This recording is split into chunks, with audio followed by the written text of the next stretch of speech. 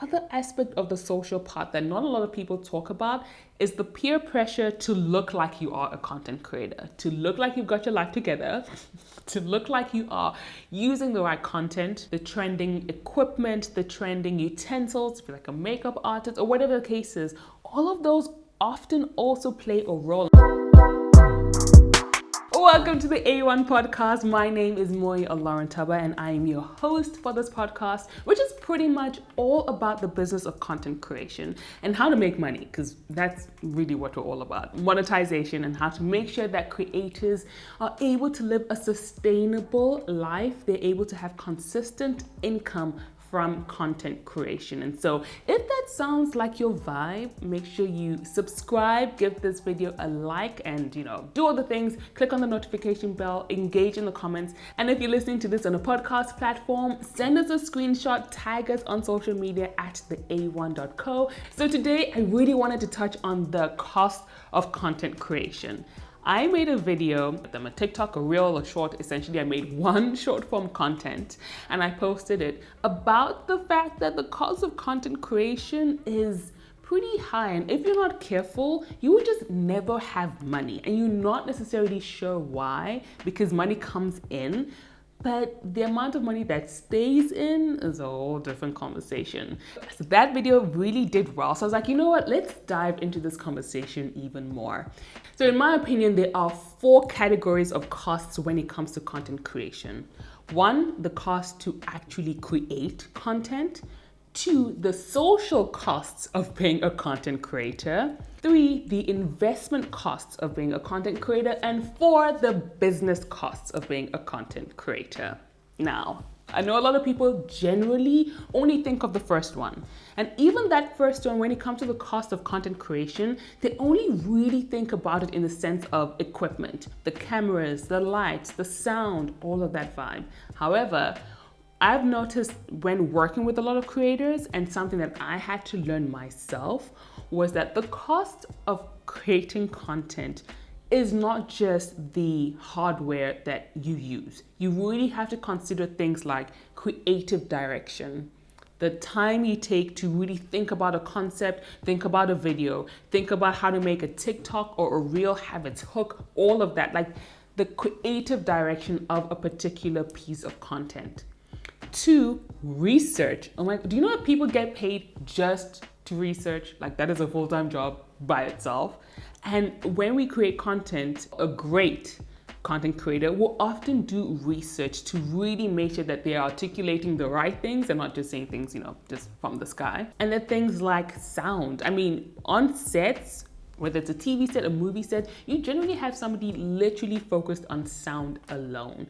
And then a videographer or photographer, an editor for post-production with video, or a retoucher, which is the person who edits pictures. You even have people that focus solely on animation, all the graphics and things like that. Like, when it comes to the cost of one piece of content, it's a lot, fam.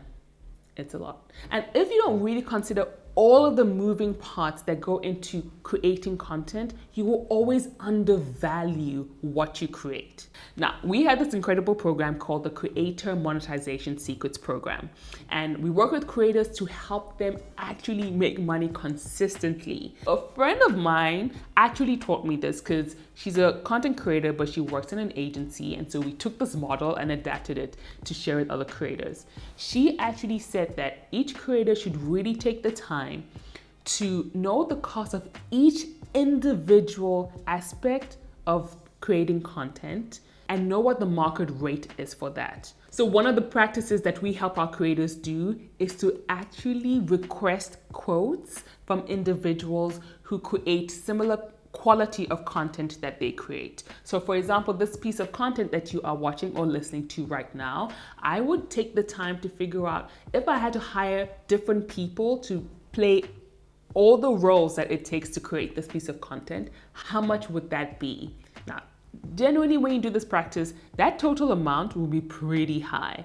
And even though you're not necessarily going to charge that to a brand or a company or whatever the case is, it is really good for you as an individual to know the entire cost of creating content. So now for the second category of costs, which I call the social costs. Now these are the costs that one incurs when they attend events, when they meet up with other creators to build a network, when they, go for coffees, when they do trips, when they, like, all of the things that have to do with the social aspect of building a network of individuals who are in your industry. And it goes down to the nitty gritties of like parking tickets, petrol or an Uber, the cost of buying drinks, because not every event is going to have, like an open, like free drinks. Or the one that used to annoy me the most is that there will be free alcohol, but for actual non-alcoholic drinks, you had to pay for it. And because I don't drink, I always had to pay for my drinks. And so all of those costs that go into the social aspect of building a network when it comes to content creation, so that you're able to grow, so that you're able to really form relationships that will benefit you in the long run. So for somebody who is employed by a company, some of those costs are covered by the company. So let's say an accounting firm, for example. I don't really know why I always use accounting as an example, but you know what, it is what it is. An accounting firm, for example, will probably pay for you to meet with clients. They will probably pay for any socials. They'll cover all the, the drinks and stuff like that. Yes, you may have to drive to a particular location, but most of those costs are covered by the company. Now, when you're a creator, and let's say you do this as a full-time job, not even. But if you're a creator, you incur all of those costs. You have to be knowledgeable about all of those costs. And the thing is that it can honestly get away from you if you don't pay attention to it. Because I was wondering why my money just wasn't doing the things. But I realized that like the events I would go to, and oftentimes people will invite you to so many events because they're trying to like get a crowd. They want to get people tweeting and sharing and posting about their stuff. They're not necessarily concerned with how much you have in your bank account. And so you have to be the one to say, do I really need to go to this event? Is it something that's going to benefit my career? Other aspect of the social part that not a lot of people talk about is the peer pressure to look like you are a content creator, to look like you've got your life together, to look like you are using the right content in inverted commas, the trending thing at the moment, the trending equipment, the trending utensils, if you're like a makeup artist or whatever the case is, all of those often also play a role. And so that social aspect, the social costs, is one that really needs to be considered as a content creator, because if you're not careful, child, listen, and it's happened to me, it's just gonna eat away at your profits, it's gonna eat away at your savings, it can eat away at income that needs to stay indoors. Now for the third category, which is the investment costs. Now, these are costs that you don't really need to pay for, but they will help you in the long run. So I look at content creation like a business, like a small business. And to have certain growth in that business, you have to think ahead. You have to sometimes make investment costs that will not help you today, but they will help you maybe 6 months down the line, 1 year down the line.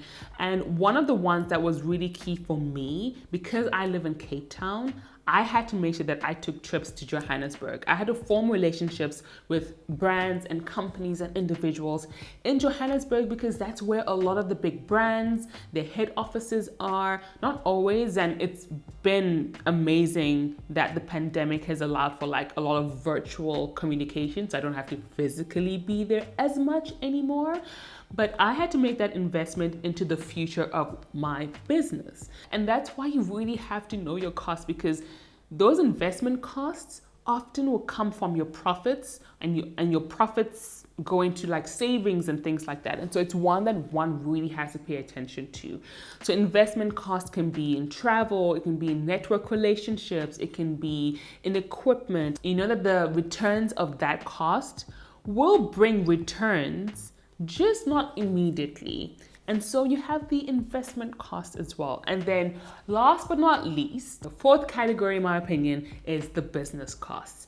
These are the costs for your taxes, for legal, for all of the things that it takes to really run a small business or a side hustle, or even as a freelancer. Like, there's other costs involved that are not included in content creation. They're not included in the social aspects. They're not necessarily an investment cost, but they are costs that are part of the running of what you do. And a lot of creators, this is one part that gets a little like scary. And I know for me, it was one that I was always a little nervous about, because things like taxes fall into this category, things like legal fall into this category, or like the nervous terminology of running a business, a side hustle, freelancing. But one has to make those costs so that you can really stay afloat. There's certain legal things that one can do that would just destroy one's business. And in the media industry, of which social media is in the media industry, one thing that has taken a lot of talent, big influential talent, has been taxes. Like, we see people go to jail or go to court, not jail. We see people go to court for tax situations, and sometimes it's just because they don't really know. And so those business expenses, those business costs have to be taken into consideration as well. For the full version of this chat, make sure you check it out on all available podcast platforms. So my mission is not to get you scared at all. I know it can be really overwhelming. When I started to learn all this information, it was really overwhelming for me.